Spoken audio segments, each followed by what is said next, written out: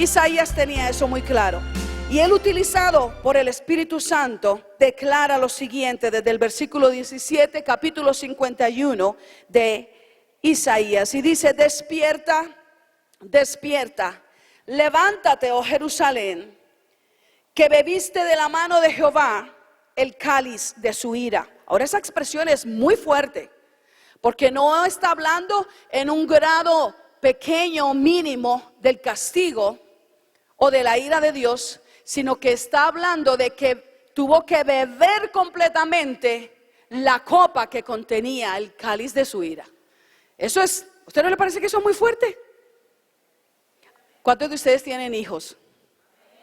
Y cuando los iban a castigar, cuando estaban pequeñitos o algo así, y es que si haces esto te voy a dar 2 hinchazos, pero si haces esto otro te voy a dar 5 hinchazos, y si haces esto te doy 10 hinchazos y te dejo sin comer. Y hay momentos en los que el castigo requiere que sea el grado más severo, ¿no es cierto? ¿Y qué hacen algunos niños? No, pues sí hice todo lo peor, hice lo malo, pero por favor dame solo los 2 hinchazos. No me tienes que dar los 5 ni los 10. Y cuando Dios está hablándole a esta nación, le está hablando, aunque esta es una proyección, o sea, esto ocurrió, en la profecía fue declarada muchos años antes de que esto ocurriera, pero como él lo ve como una nación que ha bebido completamente del cáliz de la ira de Dios. Y dice: porque el cáliz de aturdimiento bebiste hasta los sedimentos, se lo acabaron hasta el fondo. Versículo 18: de todos los hijos que dio a luz, está hablando de la nación de Judá, no hay quien la guíe, ni quien la tome de la mano de todos los hijos que crió. Estas 2 cosas te han acontecido: asolamiento y quebrantamiento, hambre y espada. ¿Quién se dolerá de ti? ¿Quién te consolará?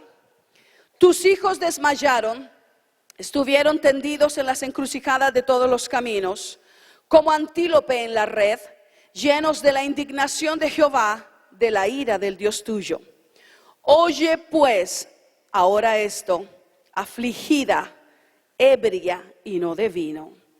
Así dijo Jehová tu Señor y tu Dios, el cual aboga por su pueblo: he aquí, he quitado de tu mano el cáliz de aturdimiento, los sedimentos del cáliz de mi ira, nunca más los beberás.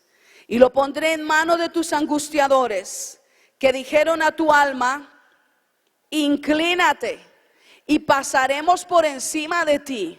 Dese cuenta el grado de humillación, de atropello que tuvo que pasar esta nación. Que los demás, sus angustiadores, le dijeron: inclínate y pasaremos por encima de ti. Y tú pusiste tu cuerpo como tierra y como camino para que pasaran.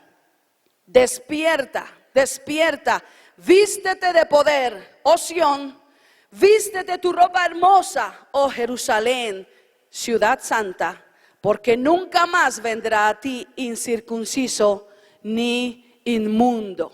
Aleluya. Digan amén los que leyeron conmigo. Muy bien.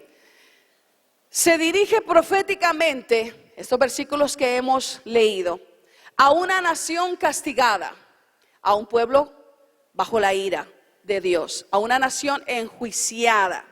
Se dirige a su pueblo amado, el cual a causa de su rebelión, a causa de su pecado, en todas las esferas, porque todas las esferas de la nación habían sido contaminadas hasta lo sumo en cuanto a la consumación del pecado.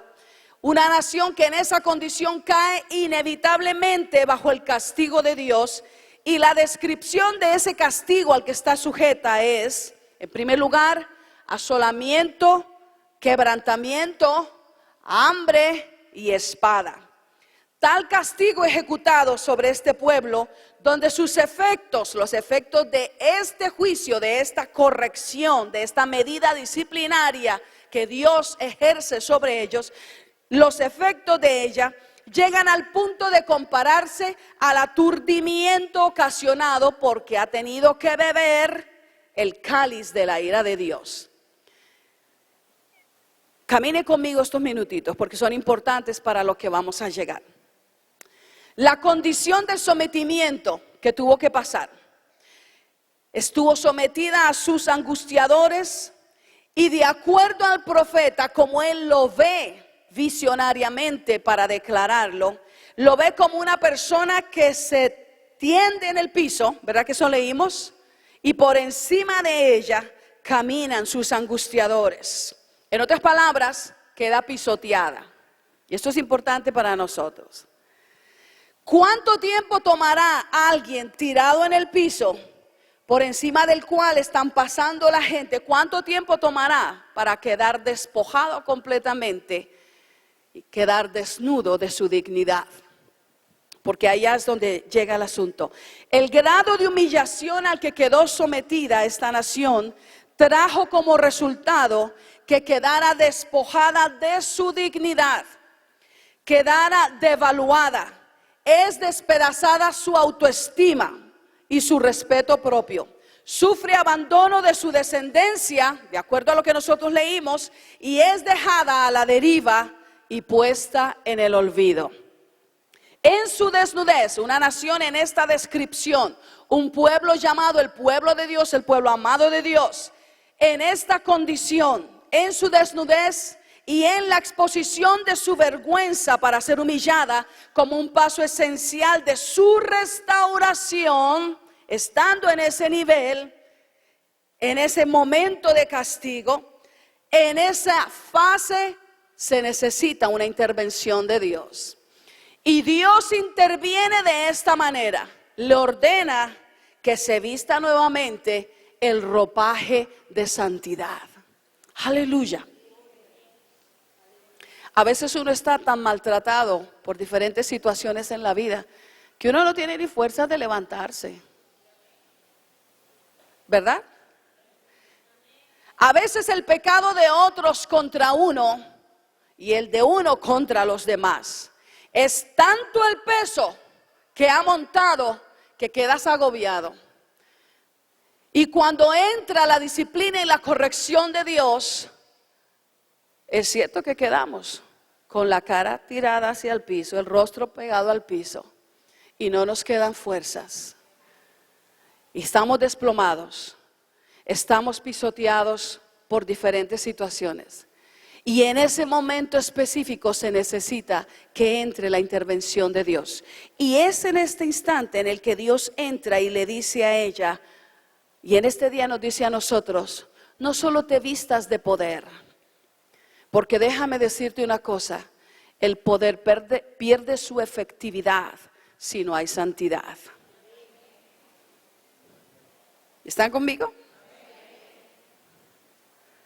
El poder pierde su efectividad si no hay santidad en la vasija. Y Dios le dice a su iglesia amada, y en este tiempo me agrada escuchar lo que Dios nos está hablando nuevamente, que es tiempo de volver a la senda antigua. Es tiempo de despojarnos de todas las cosas secundarias y trivialidades, de tanta vanidad, de tantas boberías, como decimos en Colombia, que nos hemos llenado de un equipaje que pesa tanto y que nos asedia tanto con el pecado que no podemos avanzar, que no podemos caminar. ¿Usted se ha dado cuenta cómo corren los atletas? ¿Usted se ha dado cuenta en las Olimpiadas cómo compiten? ¿Usted se ha dado cuenta en las diferentes competencias de deportes cómo se presentan los deportistas? Con el traje más ligero, con el traje más liviano, lo que menos le ejerza peso. Y la Biblia en una ocasión nos compara el apóstol Pablo escribiéndole a Timoteo al atleta. Y dice, cuando corras la carrera, corre como el atleta. Quiere decir, no te llenes de tanto equipaje, no te aferres a tantas cosas en la vida. No te apegues, no dejes que tu corazón se apegue a tantas cosas de este mundo, porque no vas a poder correr. Y no solamente no vas a poder correr, corres el riesgo de quedarte embelesado por ellos y te vas a perder la perspectiva divina. Dios le dice a este pueblo, es tiempo que te levantes, que despiertes, que te vistas, que te pongas tu ropaje de santidad.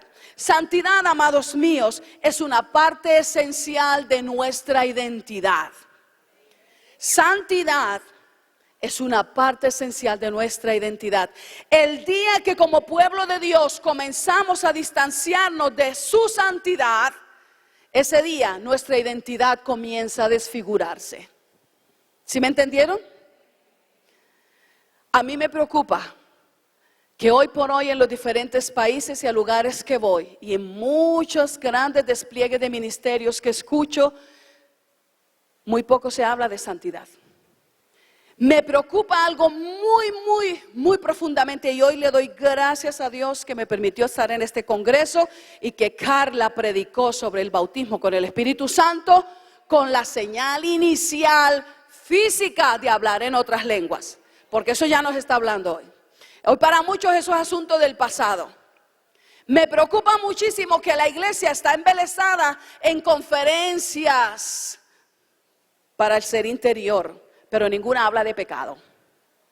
Hablan de optimismo, hablan de tener una mente positiva. Ya muchos predicadores no se quieren llamar pastores ni predicadores, sino presidentes de organizaciones, directores de oratoria, diferentes otros títulos. Pareciera que el ministerio y la iglesia y la Biblia y Dios y su mensaje nos quedó demasiado pequeños. Pareciera que nos aburrió, pareciera que es cosa del otro mundo. Y hoy nos preguntamos por qué la iglesia no está cumpliendo su efectividad. Tiene que ser porque una iglesia que está orando y pidiendo por poder, pero no quiere pagar el precio de la santidad. Y el mensaje sigue siendo el mismo. ¿Sabes? Ese mensaje tan sencillo de las 4 verdades cardinales. Cristo salva y solamente Cristo salva. Buda nos salva, la guadalupana nos salva. Ninguno de los santos puede salvar. Cuando Jesús estaba declarando a su pueblo y a los discípulos cuál es la puerta para entrar y ser salvo, Él no buscó la puerta del Vaticano. Él no buscó la puerta ni siquiera de una iglesia bautista, ni tampoco del concilio de las asambleas de Dios. Jesús se autocalificó a sí mismo y dijo: yo soy la puerta, el que por mí entrare será salvo, a Él sea la gloria. Es tiempo, iglesia, de volver a ese mensaje radical en el que un día nosotros fuimos sumergidos y cambió nuestra vida. Cristo y solamente Cristo salva, a Él sea la gloria. Es preocupante que hay predicadores por querer congraciarse con mucha gente y creyentes igualmente queriéndose ganar a otros que han adulterado y han diluido tan terriblemente el mensaje. Yo he escuchado de creyentes y de líderes en diferentes lugares que dicen: bueno, tú le puedes orar a Dios, al Señor Jesucristo. Allí le van a orar a Buda. Otros le oran a Mahoma. Otros le pueden rezar a la guadalupana. Le rezan a las diferentes personalidades que ellos han inventado. Pero ¿sabe qué? Hay un solo Dios verdadero y real en los cielos. Y ese Dios estableció un único camino. Y ese único camino es Jesús de Nazaret. Cristo y solamente Cristo salva. El día que tú y yo nos dejemos robar ese mensaje, ese día perdió toda la efectividad y el poder del evangelio que nosotros predicamos. Solo Cristo salva. Cristo sana. Cristo bautiza con el Espíritu Santo y da la señal inicial de hablar en otras lenguas. Y Cristo viene pronto. ¡Aleluya! A Él sea la gloria por los siglos de los siglos. ¡Oh, alabado sea su nombre! El día que la iglesia... la iglesia no es una estructura física. La iglesia somos tú y yo. Cuando tú vas al trabajo, ahí está la iglesia y puedes tener un culto. Cuando tú estás en tu hogar, ahí está la iglesia. Amén. Cuando estamos en una reunión de negocios y hay creyentes, ahí está la iglesia. La iglesia se esparce y se mueve sobre la faz de la tierra, porque no depende de una estructura física, sino que somos nosotros el cuerpo del Señor Jesucristo. Y a esta iglesia y a este pueblo Dios le dice: ya, despierta, levántate y vístete tu atuendo de santidad. El vestuario, los ornamentos, el atuendo que distingue al pueblo del Señor es la santidad. Esa es. Se puede practicar cualquier otra fe. Se puede profesar una religión cualquiera, la religión tradicional. Y la persona puede hacer lo que le dé la regalada gana. Mire, en Colombia las más grandes catedrales las construyeron los narcotraficantes. Sí. Y en ningún momento yo pretendo ofender a alguien. No es esa la intención que yo llevo. Pero usted puede decir que usted profesa la religión tradicional que nos heredó España a Latinoamérica. Usted lo puede decir. Y usted puede decir que es un devoto en esa religión o una devota a esa religión. Usted puede no perderse las reuniones y las misas, pero usted puede ser adúltero. Usted puede ser fraudulento. Usted puede ser mentirosa. Usted puede hacer chanchullos en los negocios y nadie dice nada. Porque todos se arropan con la misma cobija. ¿Sabe el dicho que tienen algunos? Es que el que no tiene dinga tiene mandinga, pastora. Yo no sé, allá lo escuché y me lo enseñaron unos salvadoreños. El que no tiene dinga tiene mandinga, ¿no? Usted puede declarar que usted profesa cualquier otra fe. Es más, hoy por hoy, el mundo ha sido golpeado severamente con practicantes radicales de una fe que glorifica matar a la gente si no se convierten a su fe. Se llama el Islam. Y usted puede ser un terrorista y ser un gran devoto del islamismo. Pueden ser musulmanes y pueden entregar sus niñas vírgenes de 8, 9 y 10 años a hombres corruptos y perversos. Y eso es una práctica tolerable dentro de esa fe. Y nadie dice nada. Pero usted no puede decir que usted es cristiano evangélico y portarse mal. Y a mí eso me gusta.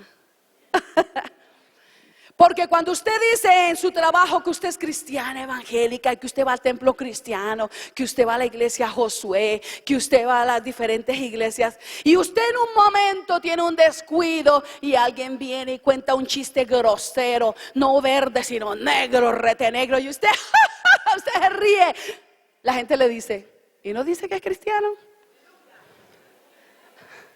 ¿Usted se da cuenta? Y cuando usted de pronto un día de esos está como aburrida o nostálgica o medio apesadumbrado y le da por irse al mundial y ya no vamos a escuchar Radio Verdad, vamos a escuchar ahí. Pongamos una de las rancheras de ayer y usted va escuchando esa música. Ay, yo sé bien que estoy afuera. Ay, yo me acuerdo qué tiempos aquellos. Y usted baja las ventanas y la gente pasa y pero mire la cristiana, también le gustan las de Chente. ¿No es cierto? Estamos en lo correcto. Mire, hermano, eso es tremendo. Usted no puede decir que usted es cristiano o cristiana evangélica y vivir contrario a la declaración que usted ha hecho. Y eso a mí me dice que es porque el evangelio que predico, alabado sea el Señor, no es una religión, es una relación con el Hijo de Dios, es un asunto de comunión, es un asunto de transformación, que no se trata de traer nuevas ideas, ni nuevos programas, ni de adoptar unas prácticas religiosas. Se trata de tener una vida fluida con el Espíritu de Dios, una relación continua con el Señor Jesucristo, el fundador de esta iglesia, de la cual tú y yo hoy somos partícipes y somos miembros de ese cuerpo maravilloso. Alabado sea el Señor. Eso es algo tremendo. A mí me parece fabuloso que nosotros somos y hemos sido tenidos por dignos y los ojos de Dios se han fijado en nosotros con su favor, para llamarnos no a practicar una religión, sino a vivir en relación con Él, una comunión con Él. Qué cosa más maravillosa, ¿verdad? Y gracias a Dios, el mundo lo sabe. El mundo lo sabe. El mundo lo sabe. El mundo sabe que nosotros debemos vivir a otro nivel y a otra altura. Alabado sea el Señor. Es como si decir ser cristiano fuera sinónimo de decir soy santo. Eso es maravilloso. Eso es maravilloso. Es como si cristianismo fuera sinónimo de santidad. Y debe ser que el atuendo de un hijo de Dios y de una hija de Dios es indiscutiblemente una conducta en santidad. Y cuando yo hablo de conducta, yo no hablo sencillamente de las acciones que nosotros reflejamos y que otros pueden ver y sobre las cuales nos pueden juzgar. Yo hablo desde la meditación del corazón, lo que sale por nuestra boca, cómo miran nuestros ojos, lo que miran nuestros ojos, lo que nuestros oídos escuchan, lo que nuestras manos hacen y toda nuestra forma de relacionarnos. Eso es santidad. Los cargos de Dios contra su pueblo, anoche lo mencioné, eran infidelidad, obstinación, falta de rectitud en toda la manera de conducirse. Y Dios es santo. Y Dios demanda de su iglesia santidad en lo que medita en su corazón, lo que habla su boca, en el procedimiento de su vida y hasta en lo que aspiramos que nadie más conoce. Conforme nosotros meditamos, así hacemos, y conforme hablamos, reflejamos lo que hay en nuestro corazón. En cierta ocasión, estaba el sacerdote de turno, Elí, y ya era bastante avanzado en años, de acuerdo al recuento de la palabra. Primer libro de Samuel, capítulo 2 y 3. Bastante avanzado en edad, tanto que, además de que no podía ver mucho, ya sus ojos estaban oscureciendo bastante, había ganado muchísimo peso y le costaba movilizarse, de acuerdo a lo que dice la Escritura. Eso no lo digo yo, eso es lo que dice el primer libro de Samuel. Amén. Sus hijos, debido al orden que había sido establecido, Ofni y Finés, estaban en turno para desarrollar el sacerdocio. Pero sus hijos se habían corrompido tremendamente. Se habían corrompido tanto que, de acuerdo a la Escritura, ellos adulteraban, se prostituían con las mujeres y dormían en el templo, en las puertas del templo. Imagínense el grado de corrupción al que habían llegado. Cuando venían los feligreses a ofrecer sus ofrendas, sus sacrificios, de acuerdo al relato bíblico, los sacerdotes no les importaba la ofrenda. No le importaba en realidad el sentido, el significado. Lo único que querían era que les entregara la porción que era para ellos, para comer, seguir engordando, cuidarse, seguir en su vanidad y ellos continuar en sus andanzas. No permitían que se desarrollara el proceso que Dios había establecido para las ofrendas. Y de tal manera escaló tanto el pecado que Dios intervino. El pueblo de Israel sale a la guerra. Y en la guerra los filisteos cautivan el arca de Jehová. El arca era símbolo de la presencia de Dios en medio del pueblo de Israel.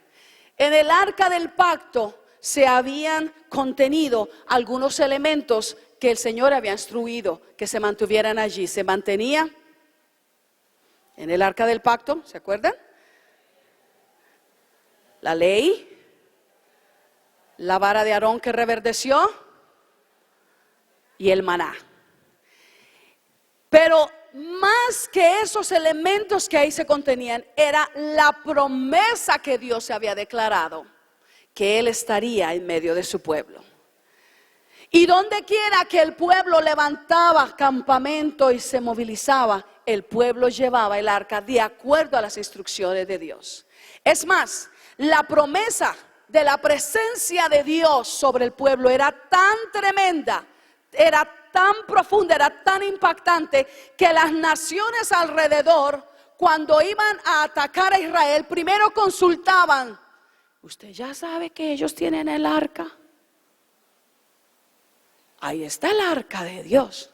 Quiere decir que aún los impíos, los que no adoraban a Dios, tenían testimonio que mientras el arca estuviera en Israel, Israel sería prácticamente invencible. No era porque había un poder ahí recluido en el arca, era por la promesa que recaía mientras que el arca estuviera en el lugar donde estaba Israel. El arca simbolizaba que la presencia de Dios se manifestaba. El pueblo de Israel era bendecido.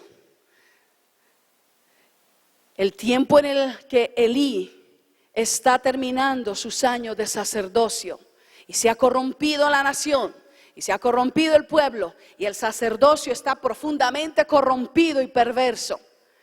El pueblo sale a la guerra y los filisteos capturan el arca y se lo llevan.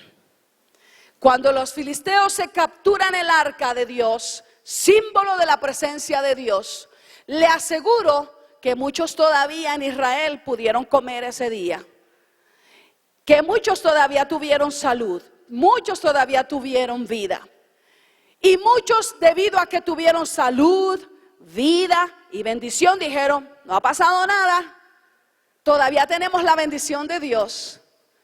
Porque muchos llegan a asociar que la bendición de Dios es igual a la presencia de Dios, y la bendición de Dios es diferente.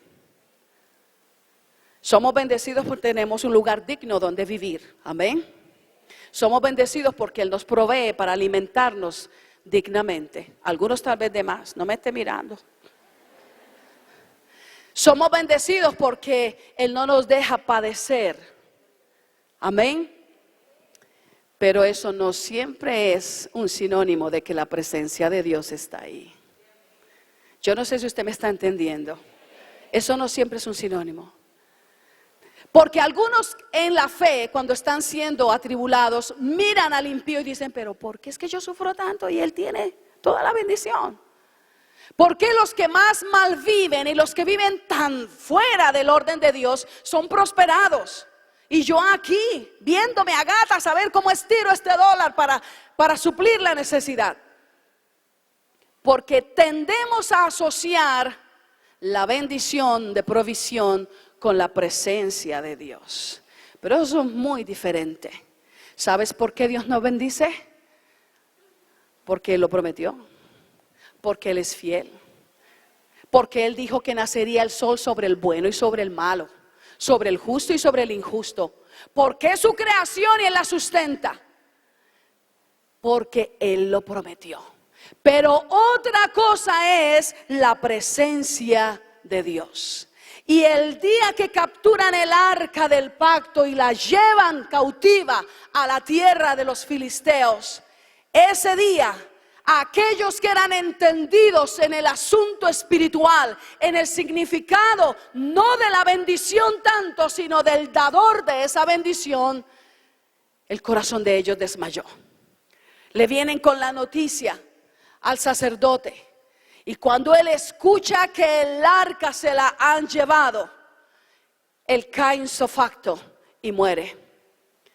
Porque podía haber todavía mucho pan en Israel, podía haber mucha bendición, pero la presencia de Dios prometida había sido retirada de Israel por su inmundicia, por su pecado. Es más, una de las nueras de este sacerdote Elí estaba a punto de dar a luz, y cuando ella escuchó la noticia que se habían robado el arca, que la habían raptado y se la habían llevado los filisteos, y cuando escuchó que había muerto su suegro, ella inmediatamente dio a luz y al hijo le puso Icabod, que quiere decir: la gloria de Israel ha sido traspuesta, ha sido traspasada, porque tenía entendimiento en las cosas espirituales de la santidad. ¿Y para dónde vamos, amadas hermanas y amados hermanos? Vamos para esto. El llamado de Dios sobre su iglesia hoy por hoy es para que entre en el camino de santidad. De verdad, de santidad. Trasciende a un vestuario. Trasciende a los criterios de a veces de mandamientos de hombres. El llamado de Dios hoy por hoy para nosotros es volver a la senda antigua. ¿Están conmigo? ¿Sí? Yo creo firmemente, lo creo con todo mi corazón, que el último avivamiento que la tierra va a experimentar no es tanto un avivamiento de milagros, no es tanto un avivamiento de señales y prodigios. Creo firmemente que el último avivamiento que la tierra va a experimentar es un avivamiento de santidad, donde mi palabra valga tanto porque la gente sabe que lo que yo digo, eso es lo que yo soy, que sus vidas van a ser impactadas. Es un avivamiento de santidad, donde más que interesarme llenarme la cabeza de conocimiento, me interesa meterme en su palabra y que esa palabra no se quede solo aquí, sino que baje al corazón, que meta su mano, que extirpe y que desarraigue toda la inmundicia, todo lo que a él no le agrada, toda la hipocresía, toda la vanidad, todo lo que es falso, todo lo que está manchando su presencia en mi vida, que lo haga. Y ese avivamiento de santidad, le aseguro que va a impactar nuestra generación, va a cambiar nuestro mundo. Por causa de ese avivamiento, el mundo sabrá que este evangelio es un evangelio real, que el Cristo que predicamos es un Cristo que no lo pudo vencer el pecado, ni aquel sepulcro que no lo pudo retener en la cruz, sino que dice su palabra, fue resucitado al tercer día, suelto los dolores de la muerte y vive para siempre, por cuanto en él había espíritu de santidad. A él sea la gloria por los siglos de los siglos. El espíritu de santidad hace que nosotros seamos indetenibles e invencibles. Alabado sea el Señor. La santidad, mis amados hermanos, ese término en hebreo que dice kadosh, implica una separación completa del pecado, un corte completo. A mí me preocupa creyentes que todos los días se están arrepintiendo del mismo pecado. ¿A usted no? A mí como pastora me preocupa que el domingo se arrepienten porque el mensaje fue contundente, el mensaje los impactó, el mensaje los confrontó, vinieron al altar, se arrepintieron de este pecado y de este otro pecado, y el siguiente domingo se están arrepintiendo del mismo pecado, y pasa un mes y se están arrepintiendo del mismo pecado. ¿Sabe que no ha sufrido un arrepentimiento genuino? Porque un arrepentimiento genuino es el corte completo con esa práctica pecaminosa. ¿Tú sabes cuál puede ser? Cada vez que el pueblo de Dios fracasaba en batallas, cada vez que el pueblo de Dios perdía una guerra y regresaba avergonzado, regularmente en la Biblia encontramos que esa derrota era precedida por mucha inmundicia en su andar, por su pecado. Las veces que el pueblo de Israel se guardaba del pecado y muy singularmente de las prácticas sexuales fuera del orden establecido por Dios. Oye, que me gustó lo que dijo Carla hace un rato. Dijo, yo tengo un marido, uno solo. Eso era para que todos hubiéramos dicho, amén, gloria a Dios. Porque es que hoy vivimos en días donde no sé si es que ser líder, ser cristiano, ser pastor es sinónimo de tener muchas mujeres. Sí, estoy hablando muy fuerte. Un poquito, ¿verdad? Tranquilo, yo aquí termino de predicar y yo me pierdo por esa puerta y me voy. Ustedes se entienden ahí con su pastora. Pareciera que hoy hemos bajado tanto el estándar, tantísimo, que nosotros hemos redefinido santidad. Tenemos nuestro propio código de santidad y lo hemos de alguna manera injertado a la palabra para acomodarnos. Y no es así. No es así. El pueblo de Israel perdía las batallas, se iba avergonzado y en derrota cuando estaba en pecado, cuando habían sido infieles, cuando habían adorado a otros dioses y cuando estaban emparentados en yugo desigual. Tremendo, ¿verdad? Eso es muy tremendo. Mucha de la falta, mis amados hermanos, de clara dirección sobre la iglesia al día de hoy consiste en la falta de pureza. Sí. Me inquieta que muchas profecías que escuchamos en muchos lugares solamente tienen que ver con prosperidad, solamente tienen que ver con enriquecimiento. La gente vive como fascinada, esperando en qué momento va a correr polvo de oro por las manos y va a caer por los brazos y vamos a salir completos, revestidos de polvo de oro. La gente vive fascinada, esperando un algo extraordinario, místico, extrasensorial. Pero no le toques el tema de la santidad, porque ahí perdió la bendición. No hay profecía que nos diga exactamente lo que va a pasar en el camino. Y ese es un ministerio profético legítimo. ¿Por qué no hay pureza? ¿Cómo va a haber pureza si mis ojos están cargados de tanta vanidad? ¿Cómo va a haber pureza en nuestras casas si no hay tiempo para orar? ¿Cómo va a haber pureza? ¿Cómo vamos a pedir que el Señor se mueva en un culto si en las casas la gente no ora? En el carro la gente no ora. Mientras que están camino a sus oficinas o a sus trabajos, la gente no ora. Si se acuesta y se levanta como que igual lo hace cualquier otra de las mascotas de la casa, pero no hay un tiempo para su Dios, ¿cómo esperamos que venga una visitación del cielo cuando el pueblo que dice que ama a Dios no tiene tiempo para Dios, no tiene tiempo para su palabra, no tiene tiempo para meterse en aquel lugar secreto y decirle: de aquí no salgo hasta que me bautices, de aquí no salgo hasta que me llenes, de aquí no salgo hasta que derrames un avivamiento, no sobre el pastor, no sobre la pastora, sobre mí? Cámbiame a mí primero, trátame a mí primero, transfórmame a mí primero. Yo quiero ser una vasija útil en tus manos. Nos hacen falta más llamados al ministerio y meter a nuestros niños y a nuestra juventud en aquellos años en los que un día nosotros fuimos formados. Con menos programas si es necesario, con menos asuntos para el entretenimiento si es necesario, con más oración, con más ayuno, con más vigilia, con más predicación que confronte nuestra condición humana.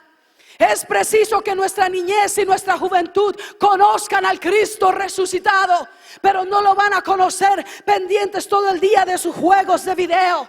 Todo el tiempo es que no hay ni tiempo familiar para compartir el día de hoy. Hubo una época en que el teléfono en la casa se compartía, ¿verdad que sí? Y las familias eran más unidas. Yo no estoy en contra de la tecnología, no vaya a decir: ay, pastor, usted se quedó atrás. No, es una herramienta maravillosa si la sabemos utilizar. Pero cuidado, está tomando el lugar en que nos está robando los valores familiares. Hubo un tiempo en que en las casas no habían tantos aparatos electrónicos y los jóvenes eran más saludables y los niños eran menos obesos y jugábamos trepándonos en los árboles. Bueno, yo no oí que nadie dijo amén, pero yo vengo de esa generación. Claro que no me trepaba tanto. Y jugábamos a la cuerda o al lazo, al hule, la hula. Y era muy divertido tener un balón, aunque fuera hecho a base de calcetines. Era muy divertido. Teníamos amigos sinceros. No teníamos 785 contactos en una red social. Teníamos quizás 5, 10, 2 amigos, pero eran amigos de verdad. ¿Están conmigo? Pero hoy por hoy, demasiadas cosas que en realidad no se van a ir con nosotros cuando partamos de este planeta, están tomando el lugar que no debieron nunca tomar. Se nos fueron dados para prestarnos un servicio, no para dictar el estilo de vida que vamos a vivir. ¿Qué hemos hecho? Hemos creado dependencia de ellos. Tenemos una niñez y una juventud que casi no se sabe relacionar, que no mira a los ojos, que parecen zombies por todo lado. Pero lo más triste es que tenemos a los padres iguales o peor. Porque el padre o la madre le dice al niño: ay, apaga ese aparato, muchacho, no te he dicho que en la mesa no se hace eso. Y ellos están. A mí me preocupa que entramos a la casa de Dios a las 6, 7, 8 de la noche y decimos que queremos escuchar la voz de Dios y estamos pendientes del celular. Y yo me pregunto, ¿de verdad quiere escuchar la voz de Dios? Ay, pastora, yo no sé si está bien que usted me hubiera confiado ese tema. Yo creo que está como muy crudo el asunto. Estoy agarrando mucho vuelo. Me parece inquietante, porque es que yo he conocido el estar en la presencia de Dios. Y yo te quiero decir algo. Todo en mi vida lo daría. Todo por uno de esos momentos. Yo he estado en la presencia de Dios. Yo sé lo que es estar ahí cuando Él marca tu vida. Yo sé lo que es llorar inconteniblemente, sin decir nada más que te amo y te amo y te adoro. ¿Y qué importa si me falta la vida? Te tengo a ti, que eres mejor que la vida. Yo sé lo que es estar en la presencia de Dios y ser sellados de un algo singular, de un algo indescriptible, de un algo que no tiene palabras, y salir de ahí completamente transformados. Yo sé lo que es estar en la presencia de Dios y deleitarnos de niña, de joven, de adolescente, de adulta, y el tiempo que todavía me reste por vivir. Si Él tiene a bien dármelo, está bien, y si no, estar en su presencia siempre será mucho mejor. Pero yo sé lo que es estar en su presencia. Y yo te aseguro que estando en su presencia de la manera que lo hemos experimentado algunos, no hace falta un celular, no hace falta un monitor, no hace falta un juego de video, no hacen falta muchas otras cosas de las que nosotros nos rodeamos, que nos asedian, nos ponen peso y no nos dejan avanzar. Y tristemente comienzan a empañar la perspectiva de la santidad de nuestro Señor en nosotros. Mucha de la falta de la clara dirección en la iglesia de hoy tiene que ver con la falta de pureza. Usted grábese eso. No puede ser que hay creyentes en la iglesia 1 año, 2 años, 5 años, 10 años, 20 años y todavía le dicen: no, pastora, ¿cuál será la voluntad de Dios para mi vida? ¿Cuánto tiene usted de convertido? 18 años y 6 meses. ¿Y usted no sabe cuál es la voluntad de Dios para su vida? No, pastora. Eso es preocupante. Porque vivimos una generación, los que estamos hoy en el ministerio regularmente, donde a los 15, 14 años ya casi todos sabíamos para dónde íbamos. Sabíamos que había un llamado de Dios sobre nuestra vida. Sabíamos del bautismo del Espíritu Santo. Sabíamos que no podíamos ser indulgentes con el pecado y querer agradar a Dios, que teníamos que guardarnos para Él. Sabíamos muchas cosas. Sabíamos la voluntad de Dios para nuestra vida. Y hoy falta mucha clara dirección sobre la iglesia, y la raíz por qué carece es porque no hay santidad. Desde el más pequeño hasta el más encumbrado a veces de los líderes, todos y de todos en todo momento, a todos y a cada uno de nosotros, Dios nos demanda pureza y santidad. Se requiere pureza de ojos, de conducta, como la del profeta Daniel. Me encanta mucho el libro del profeta Daniel. Dios me ha utilizado para preparar unos estudios y con la ayuda del Señor me encantaría poderlo sacar en un libro. Y una de las cosas que a mí me revolucionó del profeta Daniel no fueron solo los oráculos proféticos que él dio, fue la pureza de ojos. Porque tiene que haber tanta pureza de ojos para ver lo que Dios ve. Amén. Para ver lo que Dios ve. Y eso fue lo que ocurrió en Daniel. Daniel pudo ver lo que Dios le mostraba cientos y miles de años más adelante. Los imperios que habrían de venir, las cargas de ellos. Es impresionante por la pureza de sus ojos. Esta proclamación que nosotros hemos leído de restauración a Sión, la ciudad de Dios, incluye un tono imperativo, quiere decir que es una demanda, una exigencia de Dios, donde se le ordena, no es una opción, sino que es algo mandatorio, que se vista de santidad. Será porque Hebreos dice también: sin paz y sin santidad Nadie lo verá. Usted puede cantar muy lindo y gloria a Dios por los que tienen ese don. Usted puede hablar con mucho carisma y gloria a Dios por eso. Usted puede hablar con muchísima elocuencia. Usted puede saberse la Biblia desde que comienza el Génesis hasta que termine el Apocalipsis y recitarla sin ninguna interrupción. Pero sin santidad nadie lo verá. Un día Jesús dijo que en aquel día le llamarán algunos: Señor, Señor, ¿pero acaso no hicimos milagros en tu nombre? Sí, pero porque yo lo prometí. ¿Están conmigo? Pero Señor, ¿no vimos hazañas, milagros, prodigios en tu nombre? ¿Sacamos demonios de algunos en tu nombre? Claro, pero que yo lo prometí. Yo prometí que yo iba a hacer eso. Pero no era evidencia de que mi presencia estaba contigo. Yo no sé si me está entendiendo. ¿Sí están? Y Jesús dijo: en aquel día unos me dirán: Señor, Señor, en tu nombre profetizamos. Claro, porque yo soy el dador de la profecía y yo lo prometí.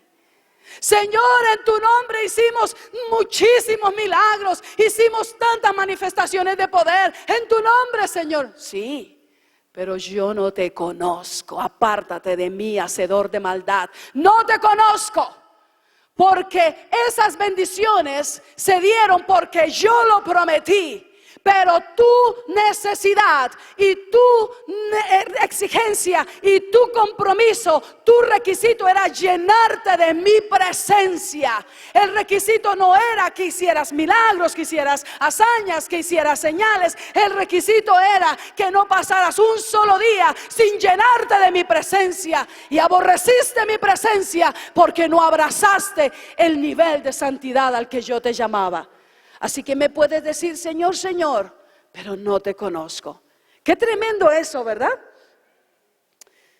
¿Será porque a su iglesia Él le ha diseñado un vestido especial, un ropaje distintivo que en parte describe que es lino fino, limpio y resplandeciente? Salmos capítulo 15. Ya casi voy a concluir. Salmos capítulo 15, versículos del 1 al 5.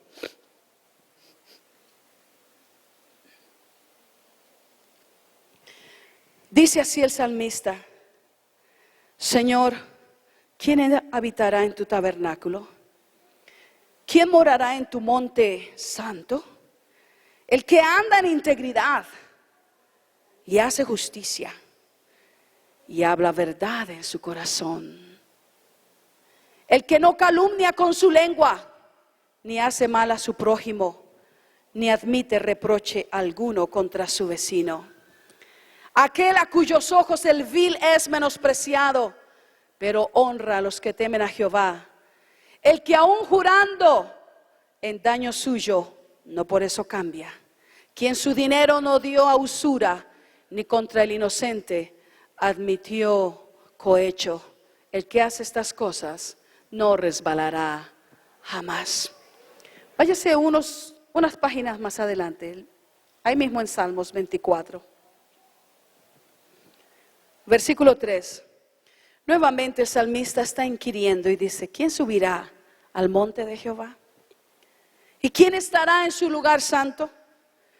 El limpio de manos y puro de corazón, el que no ha elevado su alma a cosas vanas, ni jurado con engaño. Él recibirá bendición de Jehová y justicia del Dios de salvación. Tal es la generación de los que le buscan, de los que buscan tu rostro, oh Dios de Jacob. Ya casi para concluir, quizás lo que estoy sugiriéndote es que además de ayunar de la comida, físicamente hablando, ayunes tu lengua.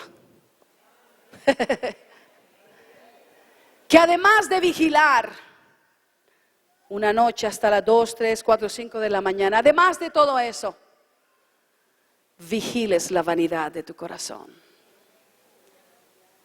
Que ayunes el filtro por el cual tú tomas decisiones que van a afectar a otros. Que seas justo. que dejes ir a aquel que te hizo un agravio, que perdones y olvides, que dejes la venganza en las manos de Dios. Quizás eso es lo que estoy tratando de decirte, que ames locamente, apasionadamente, más que la bendición, al que da la bendición. Amén. Que lo ames con locura, que lo ames sin reservas, que sepas que aunque muchos te puedan dejar en la tierra, con todo Él no te va a abandonar, si tú lo pones a Él en ese primer lugar. Yo quiero, en unos minutos que me queden, quiero compartir el testimonio de Carlos. Carlos era un conocido de una muy amiga mía en el ministerio. Posiblemente ustedes la han escuchado, se llama Nancy Ramírez, una colombiana, cantante y evangelista, muy especial, muy especial. Ella tenía un conocido, esposo de una amiga de ella, llamado Carlos. Y Carlos se había acostumbrado a estar en la iglesia como muchos creyentes, que alababa a Dios, él cantaba, él abría la Biblia, él ofrendaba. Oiga, él hasta diezmaba.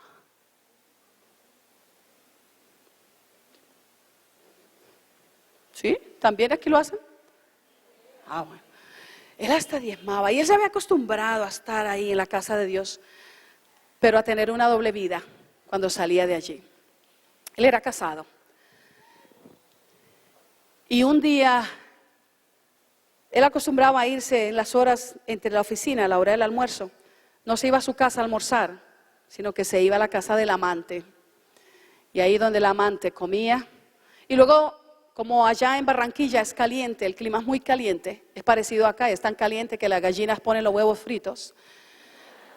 Así parecidito al de aquí. Él se cambiaba y tomaba su siesta y luego terminaba su hora de siesta y él se arreglaba otra vez y se iba para la oficina. Nadie lo sabía, solo él y su andar. Y un día mientras él está ahí echado, durmiendo en la casa de su amante, él tiene un sueño. Y en el sueño él ve que él sale de la casa de su amante, se sube a su carro y a unas cuadras de la casa lo atropellan. Y en el sueño él vio el carro que lo atropelló y hasta vio el número de la placa del carro. Y cuando él tiene ese sueño que lo atropellan, él se ve que él queda muerto. Se ve sangrado, se ve golpeado, él pierde la vida en el sueño. Y ese sueño lo conmueve tanto que él despertó. ¿Qué está pasando conmigo? Y cuando él despierta se da cuenta que era un sueño y dice, wow, era un sueño. Y empieza a recordar los mensajes que el Señor había estado enviando a través de los pastores, de santidad, de volver a la senda antigua, de todo eso. Y él sale de ahí, de la casa de su amante, se arregla, se va para el templo, él ya no volvió a la oficina, él se fue al templo, se tiró al altar y dijo, Señor, perdóname, yo no sé por qué yo estaba haciendo esto, perdóname, límpiame de este adulterio, no vuelvo más, este día tomo un voto, por favor no permitas que ese sueño se haga realidad. Y Carlos se consagró ese día. Aleluya, gloria a Dios. Y el siguiente día también estuvo consagrado. Y pasaron 4 días y estaba consagrado. Y él le contó a la suegra. Le dijo, fíjate que yo tuve un sueño. Lo contó como un testimonio. Y en el sueño yo he estado muy mal, suegrita, he estado bien chueco. Yo andaba por allá con otra. La suegra, que era una mujer, ella era muy amiga de Nancy, es muy amiga de Nancy, mi amiga. Y la suegra oró por él, lo aconsejó, le dijo, yo te voy a ayudar, voy a ser una mujer de oración más por ti. Y bueno, le quisieron respaldar. Y Carlos pasó una semana consagrado, pero él cuando salía en el carro, él miraba como a ver dónde, si yo veo ese carro por ahí, el carro que yo vi en el sueño y salgo por otro lado. ¿Y sabe lo que hizo Carlos? En el sueño que le contó a la suegra, él le describió el auto y le describió las placas. Y la suegra tomó datos de eso. Mire tan linda la suegra, ¿cierto? Ella anotó todo. Anotó el número de placa, el color del carro, la marca, todo lo que él le contó en el sueño. Pasó un mes y Carlos seguía consagrado. Él no volvió donde esa sinvergüenza. Pasaron 2 meses y él siguió consagrado. A los 4 meses un día él dijo, ya Dios me perdonó, no ha pasado nada, me voy a echar una canita al aire. ¿Así se dice acá también? Ya veo por qué algo. Y él va a echar una canita al aire y él se fue. Se escapó de la oficina. Hizo como el perro, volvió a su vómito. ¿Verdad? Se revolcó como la puerca en su cieno. Y él se fue ahí y se amancilló con su amante. Y todo, no pasó nada. Ya 4 meses consagrado, Señor, ya soy bastante. Perdóname porque es que a veces nosotros queremos sujetar a Dios a nuestro criterio de santidad. Le queremos imponer a Él los estándares de santidad. Y él salió de ahí contento, dijo, aquí no ha pasado nada. Se fue para la oficina, no pasó nada. Pues me he hecho otra canita. Volvió al otro día. Volvió donde la sinvergüenza esa también, hola. Porque es que la Biblia dice, los proverbios, no lo digo yo, los proverbios dicen que la prostituta hace esos labores por un pedazo de pan, pero la adúltera va tras el alma del varón. Ojo, nadie dijo amén, pero así dice la Biblia. Es que es duro, el Señor no se anda con... Mire que el Señor Jesús hablaba tan claro que cuando le mandó un mensaje a Herodes dijo, díganle a esa zorra. Usted no vaya a decir eso porque nos... Y Carlos sale de la casa de esta sinvergüenza. Él va contento en el carro. Ay, la chuleta está bien amancillada, qué rica. ¡Juácate! El momento que menos piensa lo golpea un carro. Lo golpeó el carro por detrás, el accidente fue terrible. Llegaron, mire, en Colombia se demora mucho para llegar las ambulancias y todo, pero como pudieron llamaron, lo llevaron a un hospital. No lo pudieron llevar al hospital de esa zona, porque era una zona baja, y Carlos vivía en una zona alta. Mira cómo son de sinvergüenzas estas personas cuando quieren andar en doble vida, ¿cierto? Él vivía, a la mujer, la esposa la tenía en donde tenía que tenerla. Y a la otra sinvergüenza la tenía por allá en una barriada. Y entonces como pudieron lo llevaron al hospital. Carlos iba prácticamente muriendo. Sucede que la suegra estaba en el hospital, allá donde ya lo llevaron, porque tenía un resfriado. Y ese mismo día ella había ido al hospital para que le recetaran algo allí. Y ella está ahí esperando, doctor, que mire, que tenga mucha congestión nasal.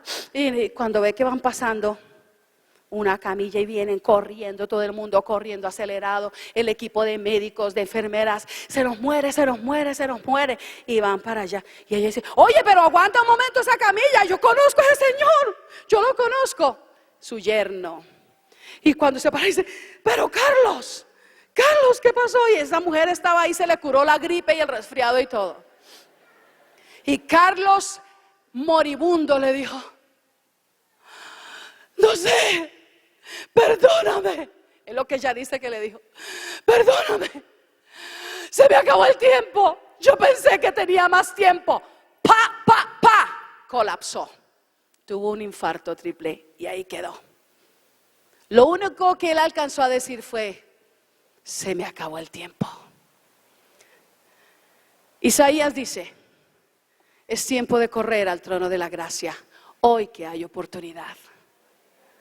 Hoy que el Señor nos habla, mire, con cuerdas de amor Él nos llama, con cuerdas de misericordia, de compasión Él nos llama. Iglesia, levántate, vístete y vístete ante todo el atuendo de la santidad. En el nombre de Jesús. Vamos a estar en pie en este momento. Aleluya. Aleluya. Cierra tus ojos conmigo, amados.